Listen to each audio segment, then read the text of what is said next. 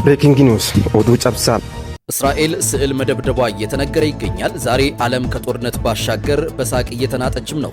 የኢራን ሚዲያዎች በስፋት እያሰራጩት ይገኛሉ። እስራኤል አሌላ ቡፈተ ጥያራ ኢረቲ ገገሲቲን ጥያሮታ ኢራን ኩራጃ መንጫሱ ኢሳ ኢብሲቲ Israa'el alilla buufata xiyyaaraa magaalaa Teheraanitti argamutti geggeessitiin xiyyaarota humnoonni eegdota warraaqsa Islaamaa Iraan ittiin fayyadaman 16 mancaasuu ishee ibsitee jirti. Haleellaa halkan eddaa buufata xiyyaaraa Maharabaad kan magaalaa Teheraanitti argamu irratti haleellaa geggeessitiin xiyyaarota kanneen mancaasuu ishee ibsitee jirti. Humni waraanaa Israa'el ibsa baaseen eegdonni warraaqsa Iraan xiyyaarota kanneen meeshaa waraanaa fi maallaqaa itti fe'uudhaan humnoota giddu galeessaa keessa socho'an kanneen akka Hezbollah fa'aaf meeshaa geessuudhaaf qophiirra turanii jedha. Buufanni xiyyaaraa Maharabaad buufataalee xiyyaaraa Iraan imaltoota hedduu keessummeessuun beekamudha.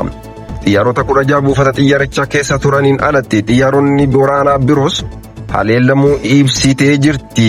Israa'el dhimma kana irratti Iraan waan jettaan gammaatti hin qabdu.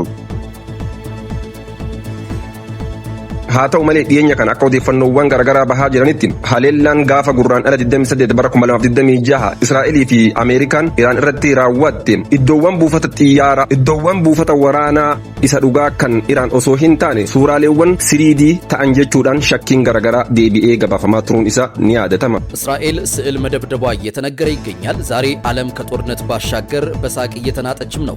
የኢራን ሚዲያዎች በስፋት እያሰራጩት ይገኛሉ። እስራኤል ታላቅ የኢራን ሄሊኮፕተር ደምኩ ብላ ቪዲዮ አወጣች። ነገር ግን gabaasa kana qabatee kan baase BBC dha. Gama biraatiin Iraan haleellaa misaa'ilaa Israa'elii fi biyyoota ollaa ishee irratti taasiftu itti fuuftee jirti. haa ta'u malee carraaqqiin jaarsummaa eegalame keessatti ejjannoon ishees ifa gooteerti. Asirratti ejjannoon keenya ifa gochuu feena. Nagaa waaraa uumuuf kutannoo qabna. Ammoo kabajaa fi birmadummaa biyya keenyaa tiksuuf takkallee duubatti hin deebinu jetti.